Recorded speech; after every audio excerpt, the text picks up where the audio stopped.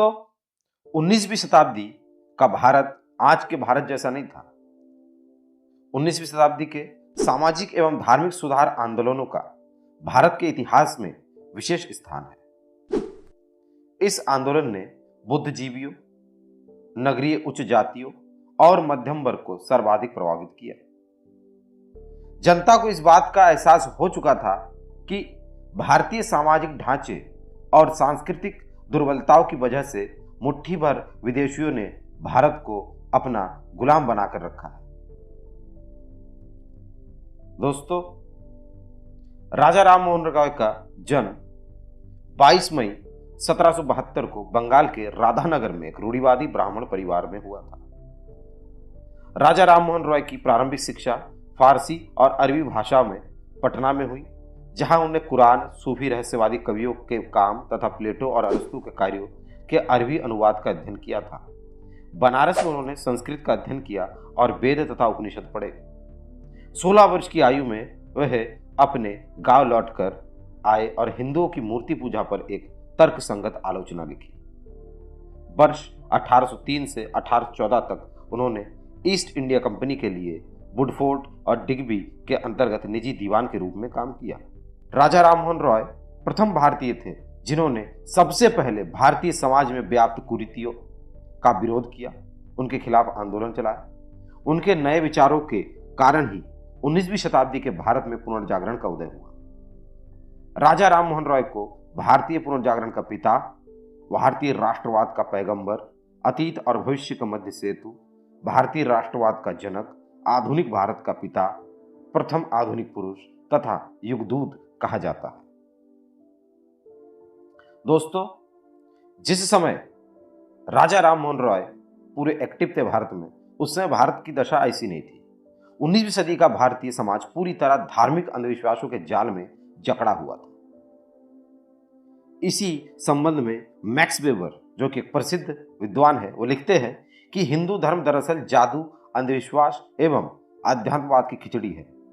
सोचिए, हमारे बारे में ये लिखा जा रहा था तो किस प्रकार का समाज रहा होगा उस समय। जादू, अंधविश्वास, इन सब की खिचड़ी कह दिया हमारे धार्मिक विश्वासों को। इतना ज्यादा अंधविश्वास था भारत में उस समय। तो राजा राम मोहन रॉय के समय भारत की सामाजिक स्थिति बहुत दयनीय थी। जाति व्यवस्था, अंधविश्वास, कर्मकांड के साथ साथ महिलाओं की हालत तो सबसे ज्यादा खराब थी। लड़की का जन्म ही दुर्भाग्यपूर्ण माना जाता था। उसकी शादी बोझ समझी जाती थी तथा पैदा होती लोग उसे मार डालते थे। अगर किसी तरह लड़की इससे बच भी गई तो उसे बाल विवाह की यातना झेलनी पड़ती थी। मिसाल के तौर पर दोस्तों, बंगाल में एक 80 वर्षीय ब्राह्मण की करीब 200 पत्नियां थी और उसकी सबसे छोटी पत्नी की उम्र सिर्फ 8 साल थी।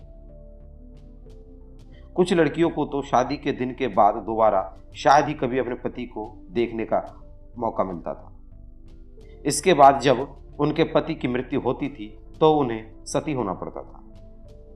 राजा राम मोहन रॉय ने इस प्रथा का घोर विरोध किया। उन्होंने कहा कि किसी भी शास्त्र के अनुसार यह हत्या ही है, ये एक हत्या है, ये कोई परंपरा नहीं, कुछ नहीं, ये हत्या है सीधे सीधे। क्योंकि उनकी भाभी को भी ऐसी सती कर दिया गया था। वे चाहते थे कि भारतीय जो है वो विवेकशील दृष्टि से सोचे, जो लोग चीजों को वैज्ञानिक सोच अपनाए, आधुनिक विचारों को अपनाए।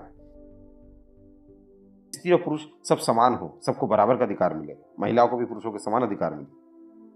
वे विद्वान थे और संस्कृत, फारसी, अरबी, अंग्रेजी, फ्रांसीसी, ग्रीक और हिब्रू सहित 1 दर्जन से भी अधिक भाषाएं जानते थे। उन्होंने 1809 में फारसी में अपनी प्रसिद्ध पुस्तक गिफ्ट टू मोनोथेसिस्ट अर्थात एकेश्वरवादियों का उपहार, इस पुस्तक को लिखा, जिसमें उन्होंने अनेक देवताओं में विश्वास के विरुद्ध और एकेश्वरवाद के पक्ष में वजनदार तर्क दिए। वे 1814 में कलकत्ता में बस गए और उन्होंने जल्द ही बहुत सारे युवाओं को अपनी ओर आकर्षित किया, जिनके सहयोग से उन्होंने आत्मीय सभा आरंभ की। डेट आपको याद रखना है, 1814 में। उनकी धारणा थी कि सभी प्राचीन जो धर्म ग्रंथ है, हिंदू धर्म ग्रंथ, वो एकेश्वरवाद की ही शिक्षा देते हैं। राजा राम मोहन रॉय ने अपने विवेकशील दृष्टिकोण को केवल भारतीय धर्मों और परंपराओं तक ही सीमित नहीं रखा। उन्होंने 1820 में प्रिंसेप्स ऑफ जीसस नाम की पुस्तक प्रकाशित की, जिसमें उन्होंने न्यू टेस्टामेंट, दोस्तों न्यू टेस्टामेंट क्या है, ईसाई धर्म ग्रंथ है, ठीक है, के दार्शनिक संदेशों की प्रशंसा करते हुए उसको उसकी चमत्कारी कहानियों से अलग रखने की वकालत की तथा ईसाई धर्म के जो अच्छे गुण हैं वो हिंदू धर्म में मिलाने की उन्होंने कोशिश की। इससे ईसाई धर्म प्रचारक उनके विरोधी बन गए। राजा राम मोहन राय का मानना था कि ना तो भारत के भूतकाल पर आंखें मूंद कर निर्भर रहा जाए और ना ही पश्चिम का अंधानुकरण किया जाए। दोस्तों, राजा राम मोहन राय आधुनिक शिक्षा को हमारे प्राचीन शिक्षा के साथ मिलाना चाहते थे। वो पाश्चात्य शिक्षा के पक्षधर थे, बहुत तारीफ करते थे अंग्रेजी शिक्षा की। 1828 में उन्होंने ब्रह्म सभा की स्थापना की, जो आगे चलकर ब्रह्म समाज बना। ब्रह्म समाज का बहुत ही महत्वपूर्ण योगदान रहा तत्कालीन भारत में और आज भी है। ब्रह्म समाज में कुछ रूल्स थे, कुछ उनका उद्देश्य था। वो ये है दोस्तों, पहला रूल उनका था कि बहुदेववाद तथा मूर्ति पूजा का विरोध, दूसरा बहुपत्नी विवाह तथा सती प्रथा का विरोध, और तीसरा था विधवा विवाह का समर्थन, मतलब विधवाओं का फिर से विवाह कराया जाए, एवं बाल विवाह का विरोध। नैतिकता पर बल, कर्मफल में विश्वास, सर्वधर्म संभाव और निर्गुण ब्रह्म की उपासना। पांचवा छुआछूत, अंधविश्वास, जातिगत भेदभाव का विरोध, और छठा था बांग्ला एवं अंग्रेजी शिक्षा के प्रचार प्रसार का समर्थन। शिक्षा के क्षेत्र में राजा राम मोहन ने बहुत सारे कार्य किए। उन्होंने अपने देशवासियों तक आधुनिक शिक्षा के लाभों का प्रचार प्रसार करने के लिए ही बहुत कुछ किया। बहुत सारे स्कूल स्थापना की उन्होंने 1817 में कलकत्ता में हिंदू कॉलेज की स्थापना में डेविड हेयर की सहायता की तथा 1825 में उन्होंने वेदांत कॉलेज की स्थापना की। समाज सुधार हेतु राजा राम राय के प्रयास। तो दोस्तों, समाज सुधार के लिए राजा राम राय ने बहुत सारे प्रयास किए, ठीक है। उन्होंने ये जो सती प्रथा है इसका कड़ा विरोध किया। वर्ष 1818 में उन्होंने अपना सती प्रथा विरोध अभियान आरंभ किया। उन्होंने सरकार से अपील की कि इस बर्बर प्रथा को रोकने के लिए वह कड़े कानून बनाए। इसी के पश्चात 1829 में लॉर्ड विलियम बेंटिंग ने एक कानून बनाकर सती प्रथा को गैर कानूनी घोषित कर दिया। 1829 के 17वें नियम के अनुसार विधवाओं को जीवित जलाना बंद कर दिया गया और न्यायालय को आज्ञा दी गई कि ऐसे मामलों में सदोष मानव हत्या के लिए मुकदमा चलाए और दोषियों को कड़ी से कड़ी सजा दे। जीवन भर राजा राम राय को अपने निडर धार्मिक दृष्टिकोण के लिए भारी कीमत चुकानी पड़ी। उनकी मां ने भी उनका बहिष्कार किया। सोचिए, जिसका परिवार खुद उसके विरोध में आ गया हो, फिर भी वो बंदा डिगा नहीं, अपने इरादों पे मजबूत रहा, कायम रहा। जो वो करना चाहता था उसको उसने किया, जो उसको सही लगता था उसने वो किया। इतना बड़ा मोटिवेशन हमारे लिए है राजा राम मोहन राय। उस धरती पे हमारा जन्म हुआ है, सौभाग्य है हमारा। दोस्तों, समाज से बहिष्कृत किया गया, परिवार से बहिष्कृत किया गया, लोग जहां मिलते थे उन्हें लाठी डंडों से पीटना चालू कर देते थे, जो रूढ़िवादी लोग थे। राजा राम मोहन राय के सुधार एवं उनके प्रगतिशील विचारों का तत्कालीन हिंदू रूढ़िवादियों ने कड़ा विरोध किया। ब्रह्म समाज के सिद्धांतों का विरोध करने के लिए राजा राधाकांत देव ने 1830 में कलकत्ता में धर्म सभा का गठन किया। इसका उद्देश्य था सती प्रथा जैसे कानूनों का विरोध करना, विधवा विवाह को रोकना, आधुनिक शिक्षा का विरोध करना, ठीक है, और राजा राम राय का विरोध करना। मेनली ये इनका उद्देश्य था। प्रेस की स्वतंत्रता।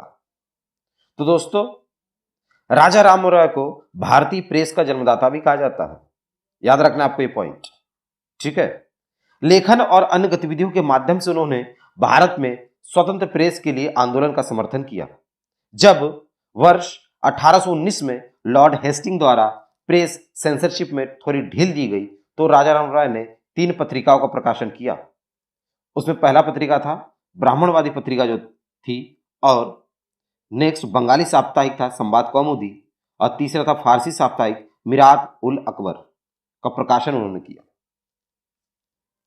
राजा राम मोहन राय का अंतर्राष्ट्रीय दृष्टिकोण। तो दोस्तों, राजा राम मोहन राय का राजनीतिक दृष्टिकोण अंतर्राष्ट्रीय था। वे अंतर्राष्ट्रीय स्वतंत्रता, समानता एवं न्याय के पक्ष में थे। इस संबंध में राजा राम मोहन राय लिखते हैं कि मानव सभ्यता का आदर्श अलग अलग रहने में नहीं, बल्कि चिंतन तथा क्रिया के सभी क्षेत्रों में व्यक्तियों और राष्ट्रों के आपसी भाईचारे में ही है। इससे स्पष्ट होता है कि उन्होंने उसी समय वर्तमान के संयुक्त राष्ट्र संघ अर्थात यूएनओ जैसे किसी संगठन के बारे में विचार दिया था। उनके इसी अंतर्राष्ट्रीय समझ के चलते मुगल सम्राट अकबर द्वितीय ने उन्हें राजा की उपाधि देकर अपनी पेंशन अर्थात भत्ते को बढ़ाने के लिए राजदूत बनाकर ब्रिटेन भेजा, जहां 27 सितंबर 1833 को ब्रिस्टल में उनकी मेनिंजाइटिस के कारण मृत्यु हो गई, जहां आज भी उनकी समाधि बनी हुई है।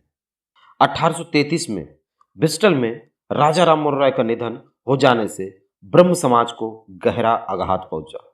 राजा मोहन राय की मृत्यु के पश्चात ब्रह्म समाज की बागडोर रविन्द्रनाथ टैगोर के पिता महर्षि देवेंद्रनाथ टैगोर ने संभाली और 1839 में उन्होंने तत्वबोधिनी सभा का गठन किया। तो दोस्तों, इस प्रकार से भारत के एक महान चमकते सितारे का अंत हुआ, जिन्होंने भारत में नवजागरण किया, भारत में पुनर्जागरण को प्रोत्साहित किया। तो यहीं पे क्लास समाप्त होता है। आपको कैसा लगा, जो भी आपके विचार है कमेंट बॉक्स में कमेंट कीजिएगा। अच्छा लगा, बुरा लगा, अगर अच्छा लगा है तो चैनल को सब्सक्राइब करना है, अपने दोस्तों को शेयर भी करना है। वीडियो को पूरा देखने के लिए आप सभी का बहुत बहुत धन्यवाद।